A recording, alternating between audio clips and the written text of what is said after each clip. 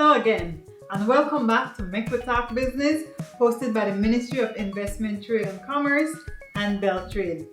I am Nikki Augustine. Thank you for joining us for this episode. And in case you missed it, here's what happened in July. Throughout the month of July, BELTRAIDE hosted an Access to Finance web series in an effort to find solutions to best assist businesses affected by COVID-19. The series connected business owners with financial industry stakeholders in order to share information on loan and grant opportunities. This series included presentations from the IDB, who presented the Beyond Tourism Innovation Challenge, which is a $2 million program. The Development Finance Corporation, who discussed how to utilize the DSC to meet business needs. The Atlantic Bank of Belize Limited, who shared information on financing options and services for international trade. And the Caribbean Export and Development Agency, CEDA, presented their direct support grant, a COVID-19 recovery response to reviving SME trade and business. To view the full webinars and find out how you may apply for financing, visit BELTRAIDE's YouTube and Facebook pages. On July 2nd, the government of Belize held a virtual press conference to unveil the MSME Support Program, an initiative that provides financial relief through grants and low-interest loans to micro, small, and medium-sized businesses. This program will help safeguard and promote employee retention, as well as assist MSMEs as they transition and adapt to the economic challenges presented by COVID-19.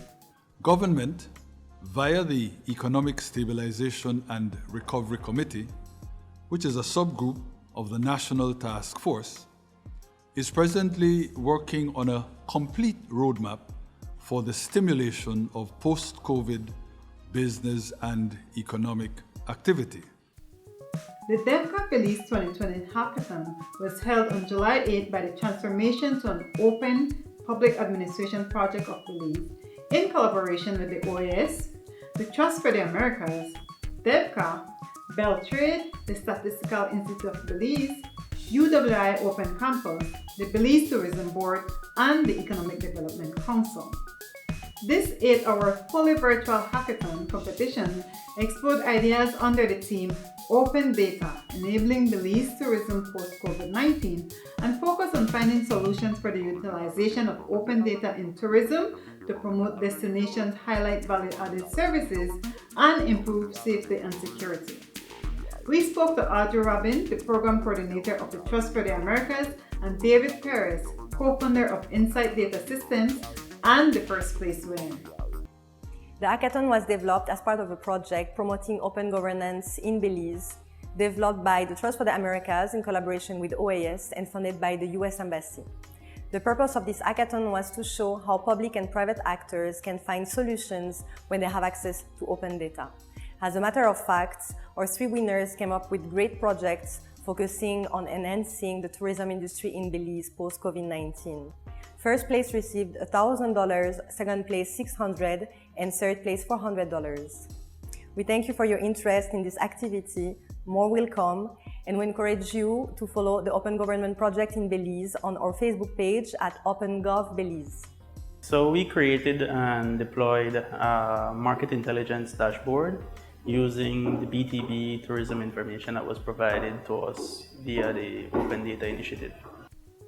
This month, the Belize Women Seaweed Farmer Association completed their first seaweed farm.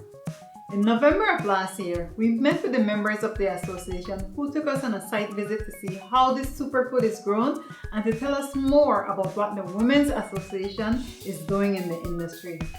Here is that interview with Marika Allen. Our seaweed group, we're basically looking for a supplementary livelihood so that we can uplift ourselves and our communities. So our main thing right now is to try to bring back our village, especially provide an income for, most of us are single mothers. So in Placencia Village, it was a fishing village, but now it turned to tourism. So we think through seaweed farming, Women's Seaweed Group, we can actually bring back the fisheries, revive the fisheries in our village. BELTRAIDE, along with its partners in the Directorate General for Foreign Trade, BAHA, and other private sector members held a roundtable discussion on the state of the hemp industry in Belize. The roundtable focused on the application and permitting process employed by BAHA and the trading opportunities in the region and the world. We also spoke to William Grimshaw, one of the panelists, who shared his experiences in the industry.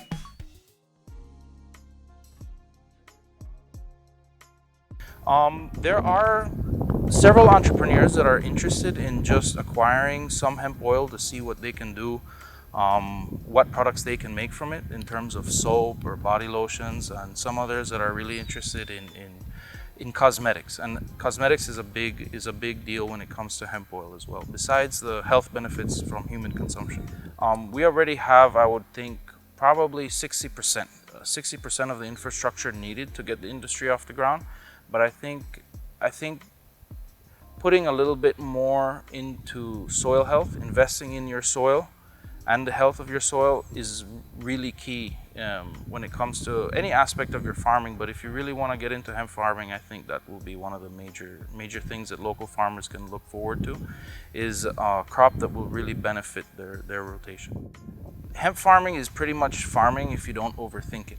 You just let the crop do the job. You don't want to overthink and you don't want to overwork. The more you do, the more challenging it'll be. And that's something that I learned pretty hard in these past trials here.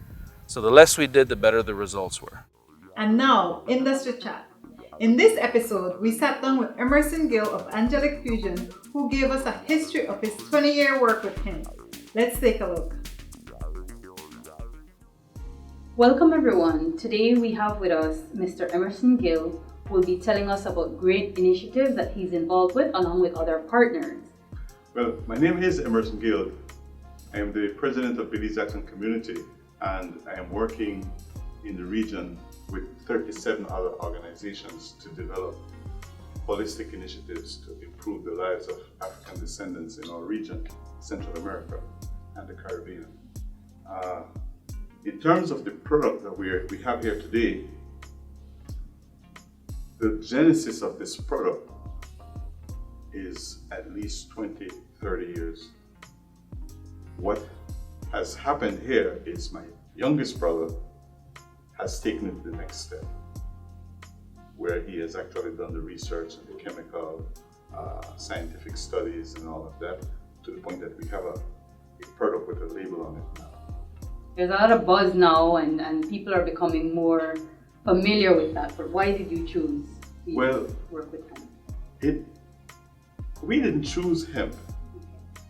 Hemp is an understanding, is a culture for healing in our family and in our community. So we have had tinctures and compounds with hemp in it for 25, 30 years. It's just a buzzword now. So what has happened now for us to create this product is that my brother literally put together the funding and the scientists to come up with the labels that we have here on these bottles right now. Outside of the product that you currently have, do you see any other opportunities for other hemp-based products? Well, there's a whole bunch that we have in the pipeline. Okay. And I'm going to just put that in front of you, and so that you can see. However, we do not want to have our products made in a foreign country. We want simultaneous fusion to be a complete Belize national patrimony. So we're seeking to get the permission to grow our own hemp, to grow our own aloe vera and all of the other herbal portions that we have to do. At this very moment, we have organized 50 farmers that is waiting in the wings at the moment, because we believe that we're going to have to put several thousand acres in this program immediately upon receiving the permit to grow our own hemp and the other products that we need. Have you already identified, outside the trials you've done in the US and in Belize, have you identified any other markets for your product? or the focus would be those two markets? To tell you the truth, the product will find, the people who have the need will find this product very useful. If the preliminary testing is speaking truth, then it's speaking volumes to the people who will need this. Persons suffering sciatic nerve pains, arthritic pains, pancreatic pains in abdominal cramps and all of these things, it is applied. That's why I say it's multi-therapeutic. You mentioned about some of the products that you have in the pipeline, and you actually brought a sample of one of that product here today. Can you tell us a little bit more about that product? We had a sister that was on the front line of COVID-19 in New York, and we were very concerned about her. And in all being concerned about her, and the fact that we already had prior knowledge that we had healed one of our elder uncle from asthma, which is COVID attacks your lungs, we applied the COVID product in a slightly different form for the lung, and we had our sister use it, and I have to say she did not suffer any of the ills that other partners in the same space who actually died. She survived with flying colors, so we are looking at this as our COVID product for Belize. Okay, that's huge. That's a huge development. Yes, it is huge. And we want Belize on our Ministry of Health to understand that we are actually engaged in this type of work. I am not a biochemist, but we have paid a lot of money to biochemists to work with us to get to this point. If you had to sell this product to people watching and why they should buy this product? The work that this product does is angelic. Literally, it's angelic. So that is the reason it has the name Angelic Fusion, because it's spiritual. It's the fact that our bodies is partially hemp, and we are now adding the hemp to create a synergy for good health. It's the best thing that could happen to us, especially for us in Belize, and the economic benefits that could be derived nationally if we put all Belizeans to work, to grow, to be a part of, and advance home gardens, so people can grow their own and produce their own CBDs for better health. Hello, my name is Gian Hernandez and I'm an investment associate at BELTRAIDE. Did you know that industrial hemp is not marijuana?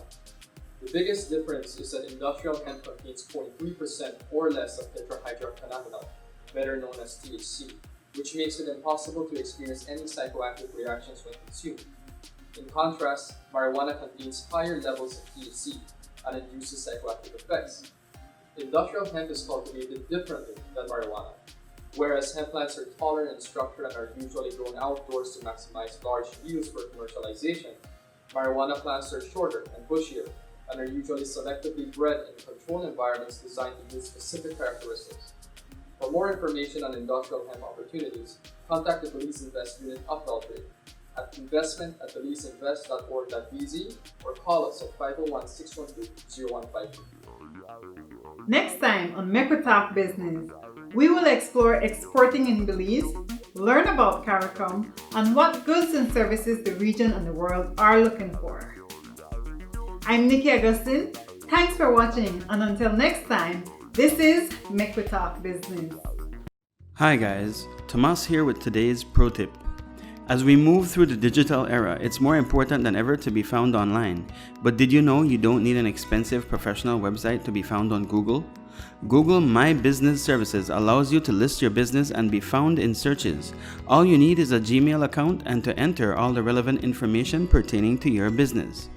You can even view insights and reviews about your business to help you make the changes that you need to better serve your customers. That's it for today. See you next time.